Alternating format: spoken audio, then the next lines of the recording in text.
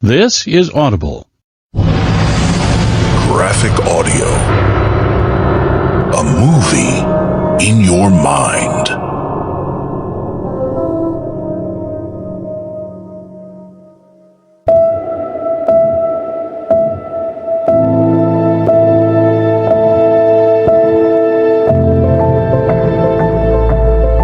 Graphic Audio presents A Court of Thorns and Roses by Sarah J. Maas, Part 1, performed by a full cast.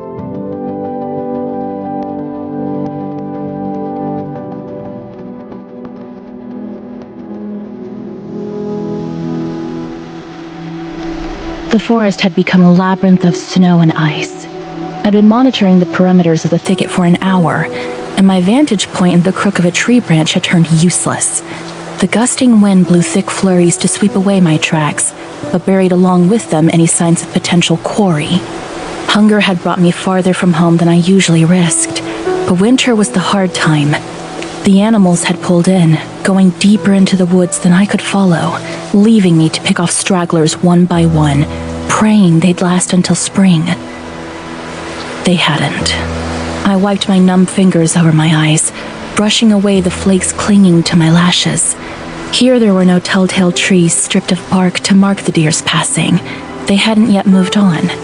They would remain until the bark ran out, then travel north past the wolf's territory, and perhaps into the fairylands of Prythian, where no mortals would dare go, not unless they had a death wish.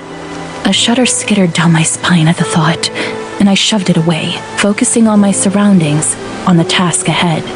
That was all I could do, all I'd been able to do for years. Focus on surviving the week, the day, the hour ahead. And now, with the snow, I'd be lucky to spot anything, especially from my position up in the tree, scarcely able to see 15 feet ahead. My stiff limbs protested the movement as I unstrung my bow before easing off the tree. The icy snow crunched under my fraying boots, and I ground my teeth. Low visibility, unnecessary noise. I was well on my way to yet another fruitless hunt. Only a few hours of daylight remained. If I didn't leave soon, I'd have to navigate my way home in the dark, and the warnings of the town hunters still rang fresh in my mind. Giant wolves were on the prowl, and in numbers. Not to mention whispers of strange folk spotted in the area, tall and eerie and deadly. Anything but fairies. The hunters had besieged our long-forgotten gods, and I had secretly prayed alongside them. In the 8 years we'd been living in our village, 2 days' journey from the immortal border of Prythian, we'd been spared an attack, though traveling peddlers sometimes brought stories of distant border towns left in splinters and bones and ashes. These accounts, once rare enough to be dismissed by the village elders as hearsay, had in recent months become commonplace whisperings on every market day.